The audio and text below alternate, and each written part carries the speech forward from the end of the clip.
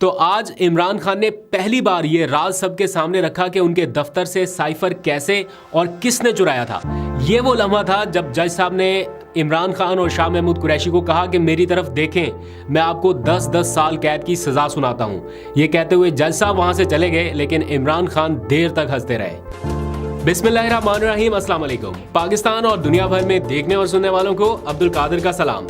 गुज़िश्ता रात देर तक अडयाला जेल में जंगी बुनियादों पर चलाई गई कार्रवाई के बारे में मैं पिछली रात व्लॉग कर चुका हूं, आपने सुन भी लिया होगा। लेकिन उसके सिर्फ 8 घंटे के बाद यानी आज सुबह 9 बजे दोबारा अदालत लगाई गई और इमरान खान और शाह महमूद कुरैशी को उस साइफर केस में 10-10 साल कैद की सजा सुना दी गई, जिसे हर सतह पर झुटलाया जाता रहा और कहा गया कि इसका कोई वजूद है ही नहीं, साइफर की कोई हकीकत है ही नहीं। और कुछ सहाफ़ियों के बारे में जिन्होंने ये दावे कर रखे थे कि अगर ये कागज़ का टुकड़ा साइफर हुआ तो वो सहाफ़त छोड़ देंगे, उनके बारे में अब क्या कहे बंदा। ठीक है, आपको इमरान खान अच्छे नहीं लगते, आप खुशी मनाएं इस फैसले के ऊपर, लेकिन कम से कम आज के दिन आपको अपने वर्ड्स के ऊपर सहाफ़त छोड़ देनी चाहिए।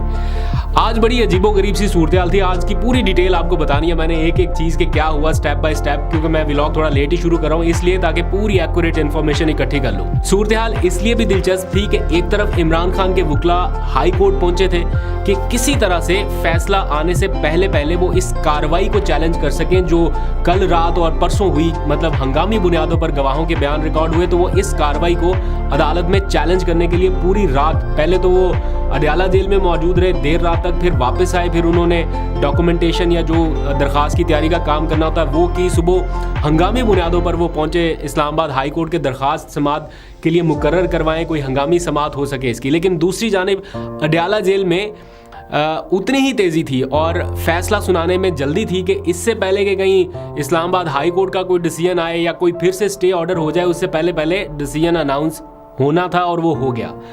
पीटीआई की लीगल टीम ने इस कार्रवाई को चैलेंज तो कर दिया था इस्लामाबाद हाई कोर्ट में, वो कामयाब भी हो गए कि चैलेंज कर दिया जाए, लेकिन समात होने से पहले वहाँ से सज़ा का ऐलान हो गया।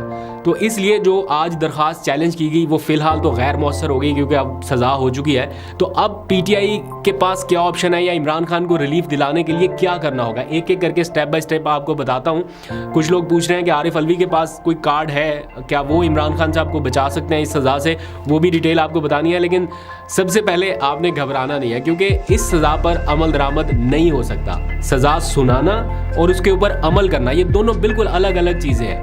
बज़ाहिर 8 फरवरी से पहले इस सज़ा का मकसद ये लग रहा है कि कहीं वोटर जो है वो मायूस होकर घर बैठ जाए। अगर तो ये फैसला इस नीयत से हुआ कि वोटर्स के ऊपर कोई असर पड़े, तो मुझे लगता है ये फैसला उल्टा पड़ सकता है, क्योंकि इससे तो वोटर और ज़्यादा चार्ज होगा, फ्रस्ट्रेट होके, क्योंकि पार्टी ने भी हिदायत जारी कर रखी हैं कि बाहर निकल के कोई तोड़ फोड़ या कोई नहीं, कुछ नहीं करना, पुरअमन रहना है और जितना गुस्सा है जो कुछ भी है वो बैलेट पेपर के जरिए निकालें। तो आप लोग बताइए कि इस फैसले से मायूसी तो जारी बात है लोगों को होती है, लेकिन क्या आप वोट डालने नहीं निकलेंगे या आप बैठे रहेंगे ये सोच के कि अब तो सजा होगी, इमरान खान को पार्टी खत्म होगी, खेल खत्म हो गया तो अब कुछ भी नहीं।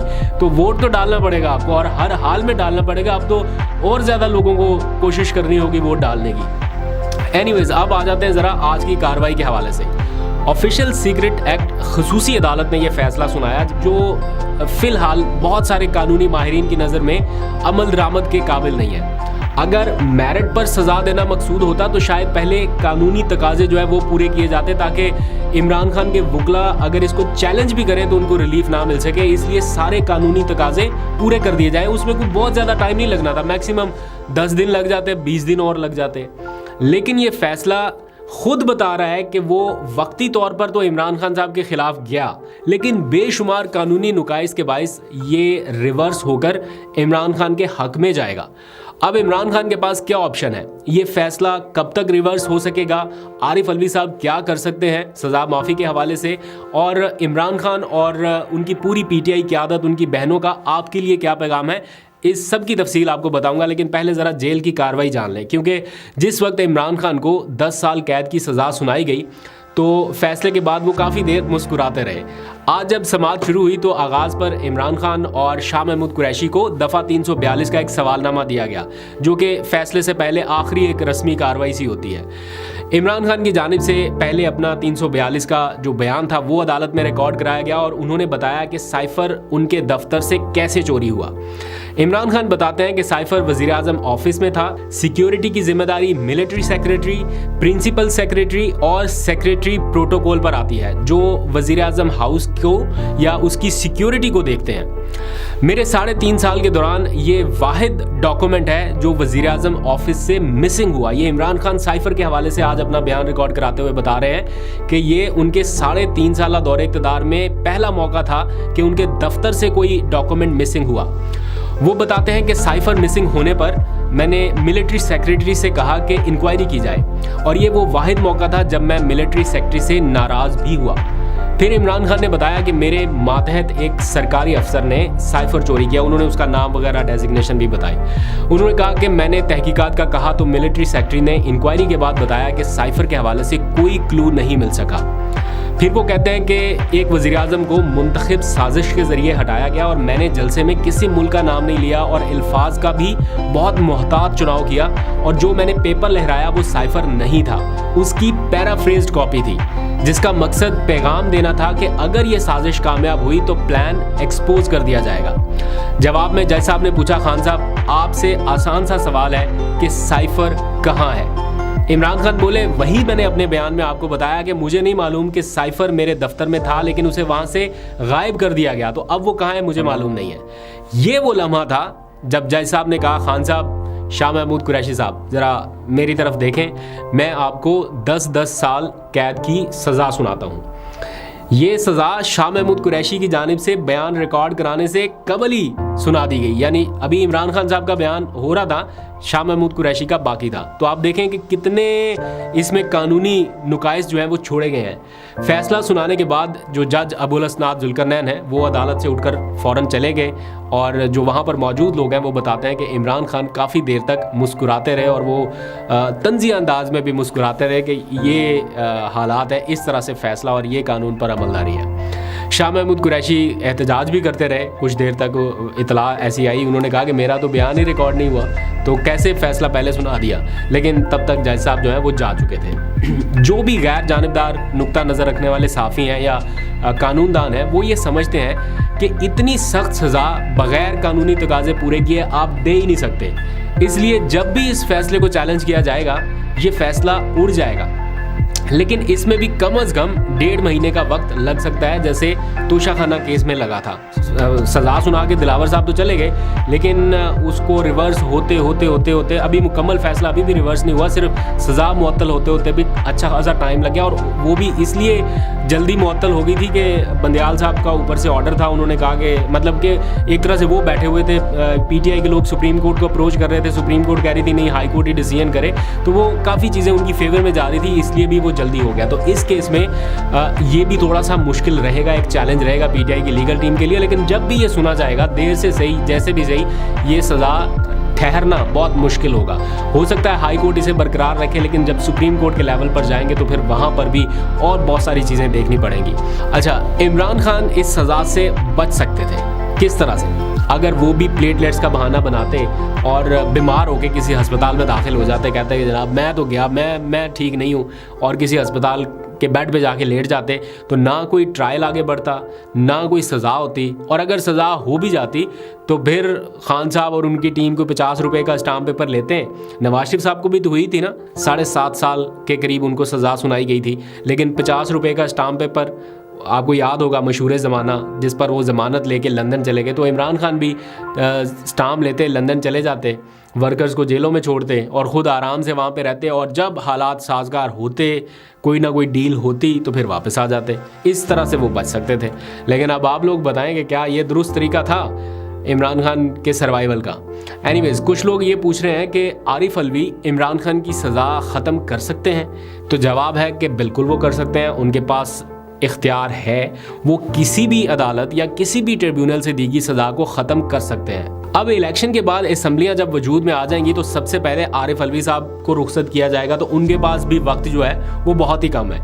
लेकिन मुझे नहीं लगता कि इमरान खान की कानूनी टीम या खुद इमरान खान भी ये चाहेंगे कि ये ऑप्शन इस्तेमाल किया जाए, क्योंकि ये ऑप्शन तब इस्तेमाल होता है जब सुप्रीम कोर्ट के लेवल से भी रिलीफ ना मिले, तब जाके कि मतलब कोई फोरम बाकी नहीं बचा तो अब जो है वो सदर साहब से कोई रहम की अपील कर दी जाए और वो आपको रिलीफ दे दे।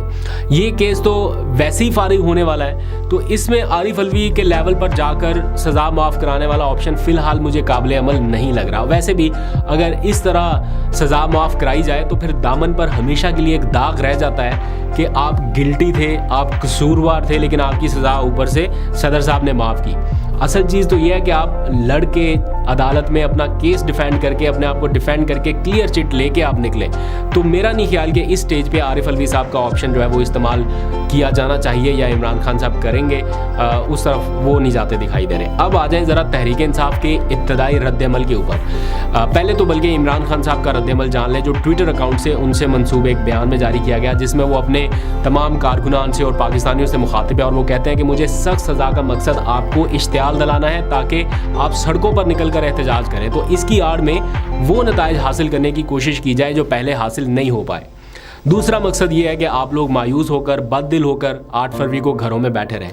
तो वो कहते हैं कि मेरे पाकिस्तानियों, यही आपकी जंग है और यही आपका इम्तिहान है कि आपने पुरअमन रहना है और जुल्म का बदला 8 फरवरी को अपने वोट से लेना है। पिछले 8 माह से जेलों में कैद बेकसूर पाकिस्तानी आपके वोट के मुंतज़िर हैं और रिहाई के लिए आपके वोट से ही उनको इंसाफ मिलेगा। तो मेरा ईमान है कि जिस तरह इतवार के रोज़ आप लोग बेखौफ होकर या खौफ की जंजीरें तोड़कर घरों से निकले, वैसे ही आप इलेक्शन के दिन करोड़ों की तादाद में निकलें और वोट की ताकत से बताएं कि हम कोई भेड़ बकरियां नहीं हैं जिनको किसी भी वक्त किसी भी जगह हाँका जा सकता है। वो कहते हैं कि मेरा ईमान है कि 8 फरवरी का दिन हमारी फतह का दिन होगा। फिर तर्जुमान पाकिस्तान तहरीक इंसाफ ने इमरान खान और शाह महमूद कुरैशी की सज़ाओं को मुस्तरद करते हुए ट्रायल कोर्ट के इस फैसले के खिलाफ आला अदलिया से रुजू करने का भी ऐलान किया है। तर्जुमान की जानिब से जारी किए गए एक बयान में ये कहा गया है कि यह फैसला कानून और इंसाफ की बुनियादों से महरूम है, इसलिए किसी भी अदल के मैज़ान पे ये ठहर नहीं सकेगा। इस मंसूबे का जवाब भरपूर तरीके से आइन और कानून के दायरे में रह कर देंगे। तमाम दर जुल्म और ज़्यादतियों के बावजूद इमरान खान की हिदायत के मुताबिक पुरअमन रहें और हर नाइंसाफ़ी का बदला वोट से लें। तो ये थी ओवरऑल सिचुएशन। अगले व्लॉग में थोड़ा सा डिस्कस करेंगे कि पीटीआई की कानूनी टीम अभी क्या कर रही है और किन मामलात के ऊपर गौर कर रही है, कौन से ऑप्शन इस्तेमाल किए जा रहे हैं, कब इसको चैलेंज किया जाएगा और इंटरनेशनल मीडिया इसको कैसे रिपोर्ट कर रहा है और इसके क्या असरात होंगे। अभी तक के लिए इतने, अपना बहुत सा ख्याल रखिए। अल्लाह हाफिज़।